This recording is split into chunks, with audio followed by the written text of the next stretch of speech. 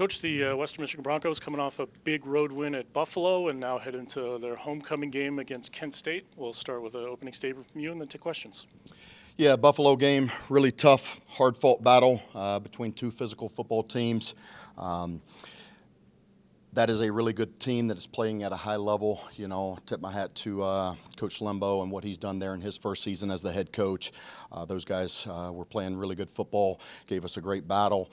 And really, you know, when you look at that game, I was proud of our team because I think the growth and the maturity that we're seeing in the in our football team this year, in year two, is we're finding ways to win games, finding different ways to overcome adversity, to fight through, to have the grit and toughness, to respond to adversity in the right manner. And in the critical situations, when the game's on the line and it means the most, make the plays that win or lose the game. And we found a way to do that this week. And, you know, each game, it doesn't come down to one side of the ball or one play causing a win or a loss. And we talk about that as a team. It's a team and a group effort. I'm proud of our team. A lot of people want to ask about, you know, going for it at 4th and inches there on our own 34-yard line late in the game, up 7. And for me, it comes down to several things. But the biggest thing is the confidence and belief in our players.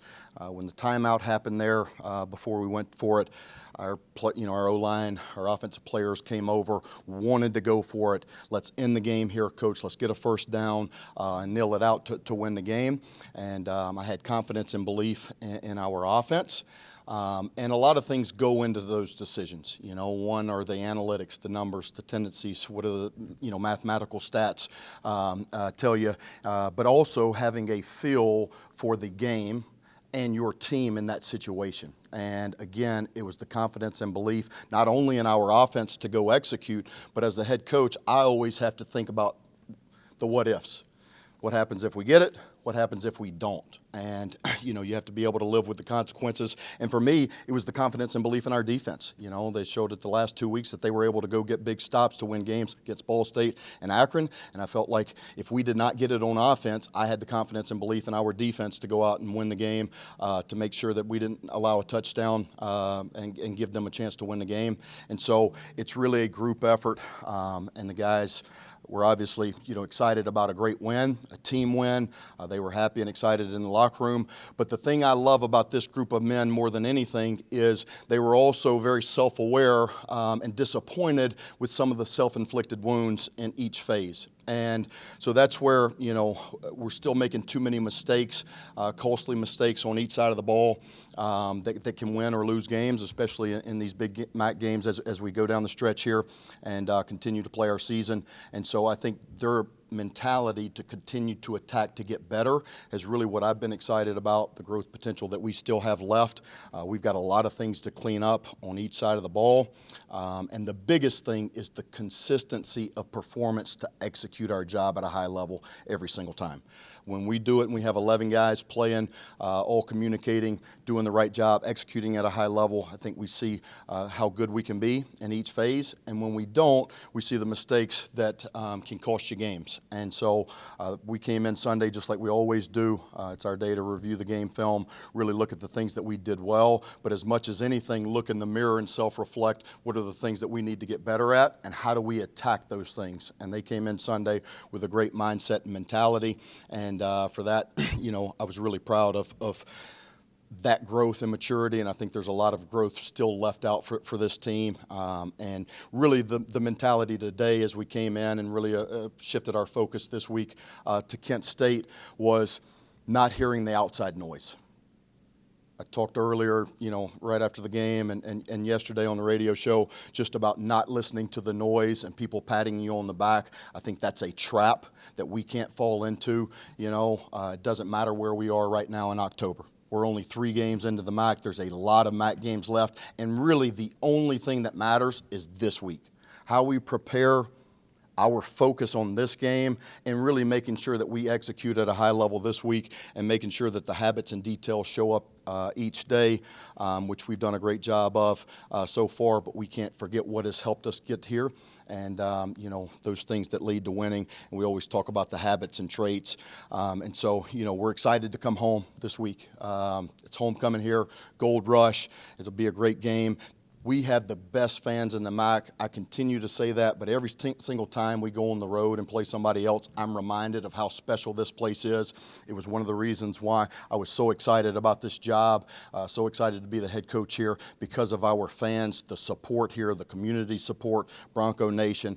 They always show up and show out, and we'll need you again this weekend at Waldo to show up and show out here for our Gold Rush for homecoming, and excited to be back home playing in front of our home crowd.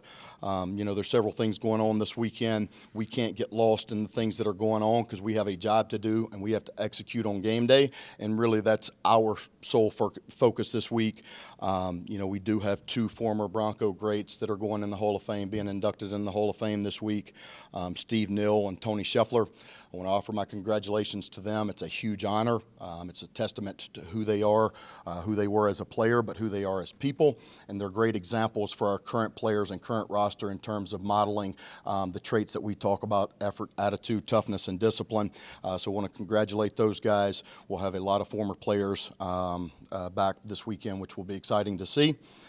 We also, I want to thank Dave Stafford. We're doing field naming rights. He gave a huge gift to the university, which is going to help tremendously. He was a former player, former great here, and, we'll unveil that, the naming of our field, Stafford Smith Field. So a lot of great things, exciting things going on here in Kalamazoo. I think there's something special brewing here. You see the confidence and belief and buy-in from our players, and I think that's where I'm really excited. But really, our focus has to be on Kent State and having a great week of preparation and really making sure that we put our best on the field this week, because they will bring their best. They're a well-coached team. They've got some really good players, and so we have to make sure that we do our jobs at a high level. And so for that, excited to attack the week. Coach, you talk about, really trying to shore things up and continuing to grow in that right direction. Against Buffalo, defense allowed a lot of yards. I want to say, I know north of 500. I know that's not what you're looking for. I know that's not what the defense is looking for. What are they really trying to do to keep that number down, hopefully keep Kent State off the board, even more than what you guys were able to do against the Bulls? Well, I think that's where, again, I've been proud of the growth and maturity of our team, because our players, especially our defensive leaders and captains and top guys, were really disappointed in some of the effort and execution on Saturday at Buffalo. And a lot of things to still clean up. They talked about specifically just from them, the missed tackles, the lack of communication, which leads to lack of execution, and then the explosive plays. And so they really, they came in Sunday. I met with a bunch of those guys. They want to get it corrected. They really wanted to attack the week, and they know that we can play better. I think we've done some really good things on defense that sometimes gets lost, and I don't want that to get lost. I believe in what we're doing. I have confidence in what we're doing. Coach Power and our defensive staff does an excellent job putting together a great game plan. I believe in our defensive players. They care. They want to do it the right way. We just have to execute and communicate and do our job every single play, the consistency to do that. But we've caused 9 turnovers in the last 4 games. That's created extra possessions for us. That's created points for us offensively. That's given us short fields. One of the things that we've done the last 3 weeks that has been great is we've played complementary football. And so when defense has gotten takeaways, we've been able to turn those into points. And, obviously that helps. But when you look at it, it's really a group effort on defense. The guys that are playing really well right now on defense, to me, Corey Walker, doing an excellent job up front. He creates havoc. He affects the game, run game, and pass game. He's continuing to grow and get better each and every single week. Tate Halleck has done a really great job. He's one of the leaders and captains of our defense. I love his mentality and mindset. He helps set the standard for us every single day, and I think he does a great job. Donald Willis, continues to be a tackling machine for us. He leads us in tackles. I believe he's still in the top 10 there for tackle numbers. And then our boundary corner, Bilal Kone, has played at a really high level. He does an excellent job, but not not only in the pass game, the PBUs, what he does in the coverage. He's done an excellent job showing up and being physical in the run game. And so we've just got to eliminate some of the self-inflicted wounds. And, not only have we talked about that defensively, but also offense and special teams. I mean, I think a couple of things, offense is playing at a really high level right now. They're being very efficient, very productive. We're top of the MAC in a lot of categories. But I think some of the things that we need to work on is really executing in the critical situations. We had a turnover on the second play of the game, a snap issue that winds up, putting our defense on a short field. We wind up, starting in the hole, 7-0 against Buffalo. We can't do that. We can't turn the ball over. We've done a great job, okay, other than that snap, really taking care of the football offensively, but we can't give the ball back to them, and that's one of the areas. We went for it on 4th and 1 at the end of the half, trying to score points before the end of half. We didn't get it there. Our defense got us off the field and didn't give up a single point on a short field, so that was great by the defense. And then also on Jordan Parker's kickoff return, they're a huge momentum play for us. He takes a kickoff return, right, when they had, tied the game up, had a lot of momentum there in the fourth quarter. We have a 75-yard kickoff return, great play by Jordan Parker, and then we don't execute that in terms of turning that into 7 points. We got 3 there, but I think just the consistency really in all 3 phases to do our jobs, and it really is on us to play complementary football. When you talk about complementary football, again, going from forcing turnovers, last 2 weeks alone, you guys had, you forced 4 against Akron, turned it into 28 points. This week, the 1 fumble you guys did recover, turned into 7 points. To see that, transition from one side and capitalize on the other, just what that's really meant for you guys, not just in terms of points on the board, but just knowing that both sides, offense and defense, they're kind of really working with each other, picking each other up that way.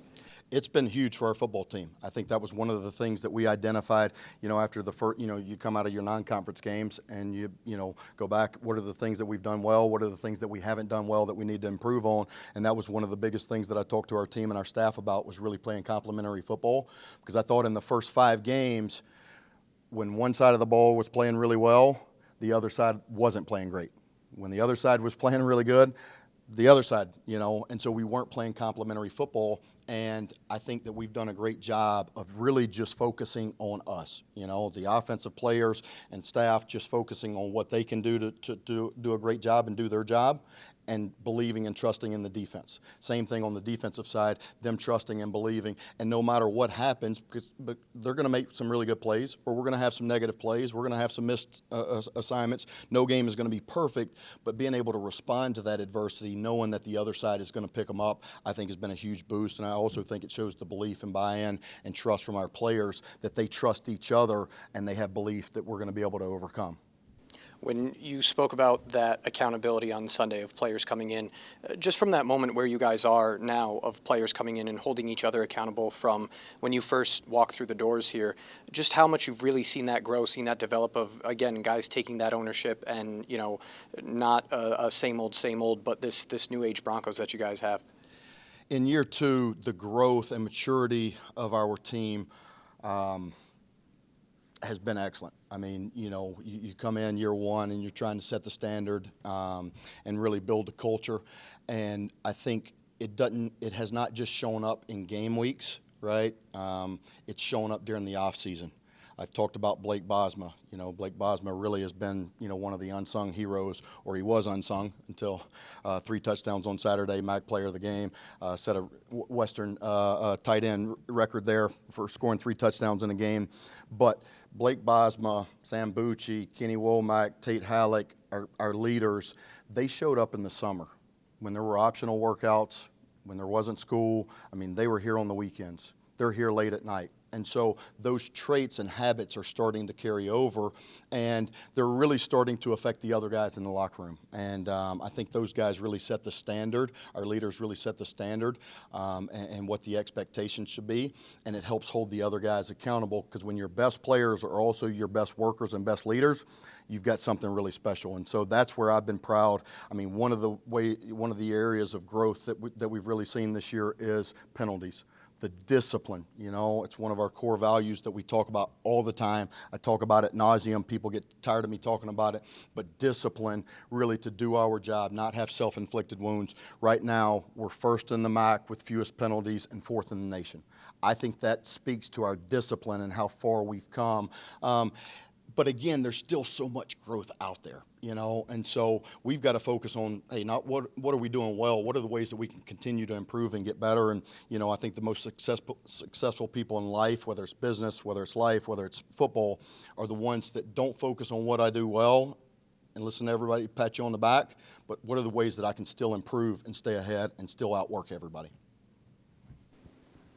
There's been multiple occasions where you talked about the resolve and the grit of this team. You go down 17 to Akron early. Buffalo comes back on you. Ball State, you were trailing in the fourth quarter. That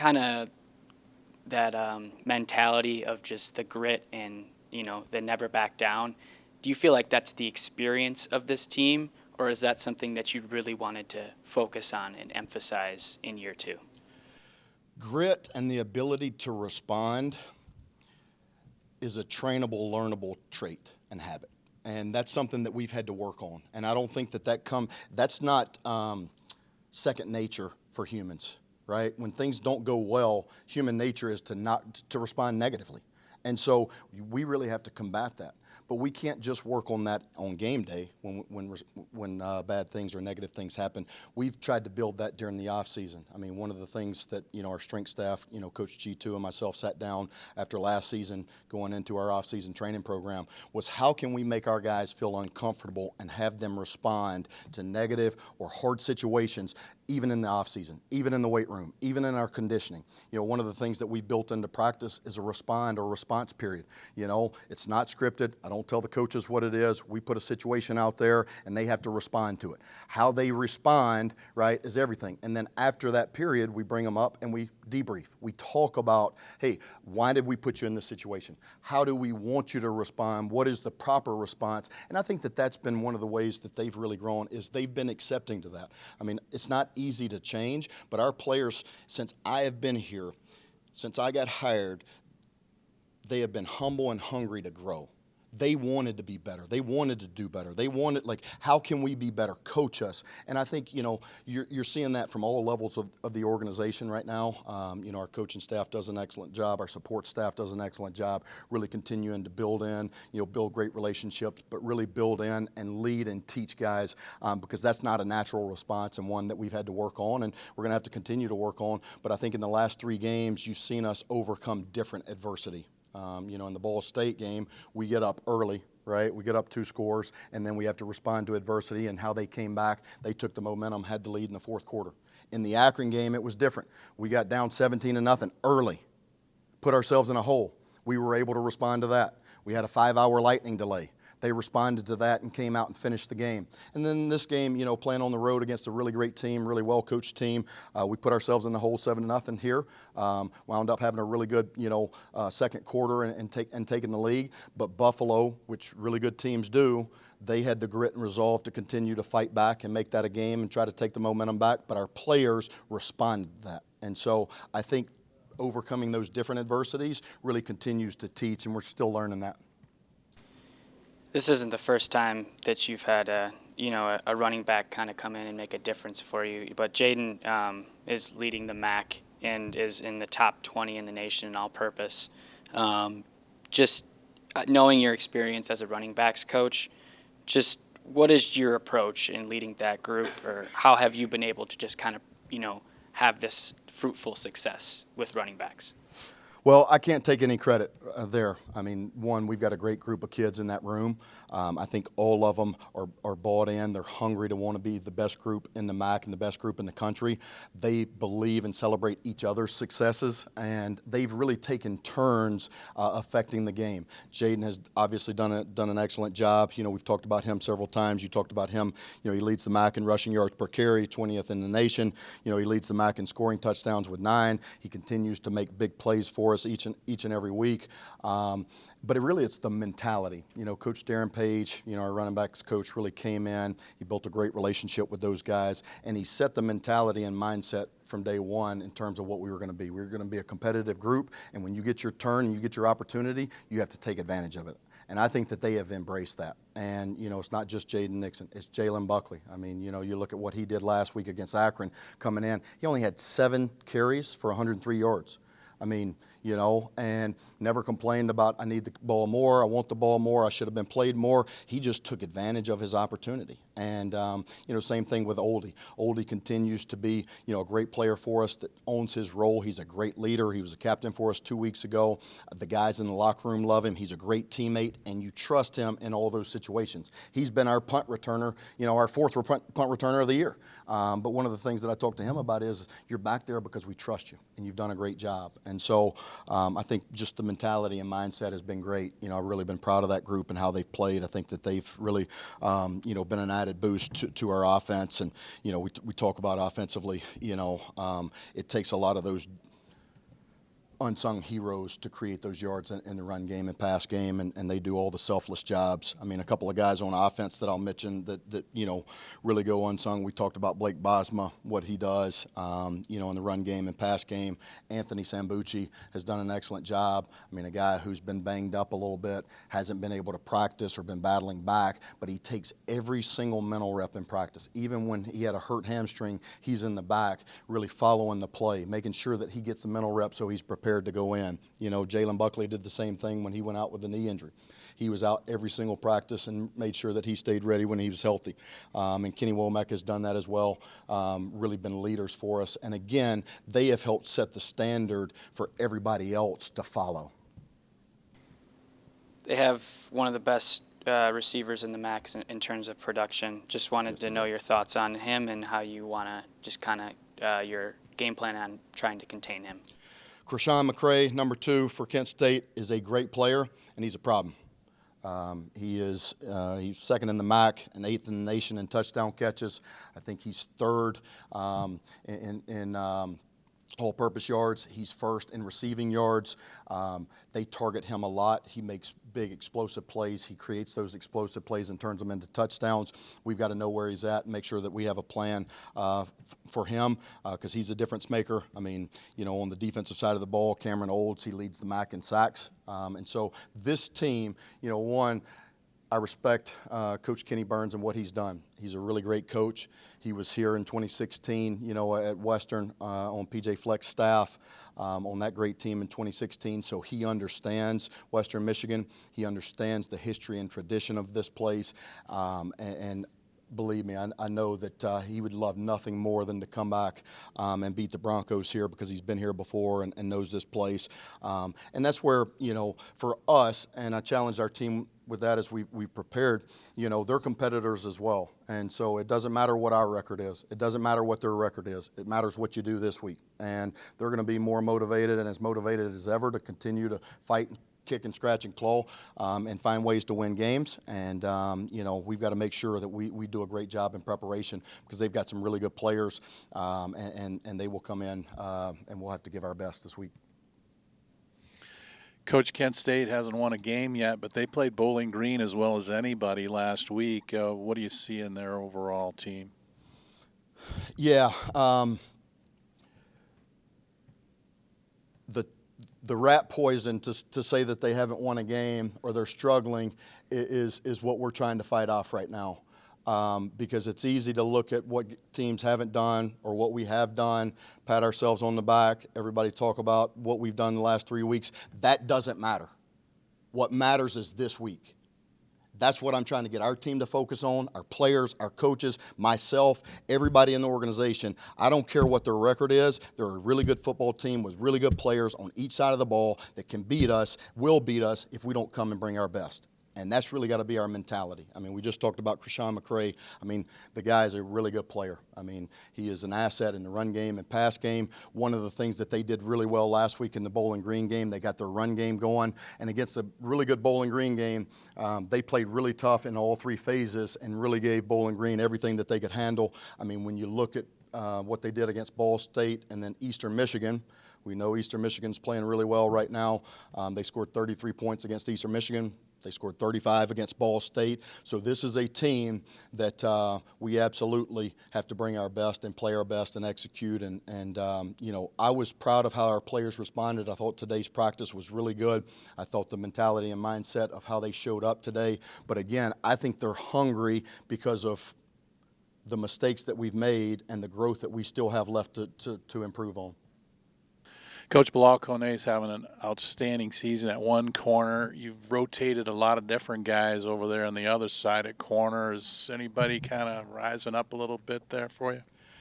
Well, I've talked about our leadership and our guys coming in and wanting to learn how they could be better. Bilal Kone came in yesterday. Monday is off day. You know, he did some treatment and recovery, watched some film, and then he wanted to meet with me. And he really wanted to see, Coach, what are the ways that I can be better, that I can still help this football team? And I thought, you know, one, his growth and maturity as a player. I mean, he came in last year, was a transfer, wound up starting the last 4 games of the season for us, having some big plays in that Central Michigan win last year, but now becoming a full-time starter and leader, our boundary corner. He's done an excellent job really helping to lead that group, and I really think that shows the mentality of our team and just our leaders where they're at right now. He didn't come in and say, Coach, I need more of this. I didn't want, you know, he wanted to know how he could be better. You know, to our field corner, you know, we've played several guys, you know, Naquan Washington is a transfer who's played really well. I mean, I thought he was one of our top players and MVPs coming out of training camp. He really played excellent. You know, I think he's really working into forming into a really good player for us out there at the field corner. He's got to continue to grow and come on, and he's learning a new system, and he's done a great job coming in and being a really good teammate. You know, you got Deshaun Bussell, who's been here, battled a lot of adversity with overcoming injuries. He's a veteran who sees the game, understands the game, really helps coach the young guys when he's gotten his opportunity as a backup or role player, or anytime he's gotten in the game. He's played really well for us. I think he's played consistent. I think he's a guy that we believe in and trust. You know, and then Isaiah Paul. I mean, I think, you know, for most of Bronco fans, their first experience with Isaiah Paul was in the Akron game. He was playing really well during training camp and then had an injury. He was out, you know, most of training camp in the early part of the season, and then was able to work back from injury. I thought he played really well in the Akron game. He had the 1 interception, and then he had the pass breakup that was almost, you know, a pick 6 there, you know, before the end of half. But he's a ball hawk. He finds the ball. He's long. He's rangy. I really love his attitude and mentality, and so he, you know, he's continuing to work back from you know, the lack of reps and time missed. All right, thank you, Coach. Thanks, and go Broncos.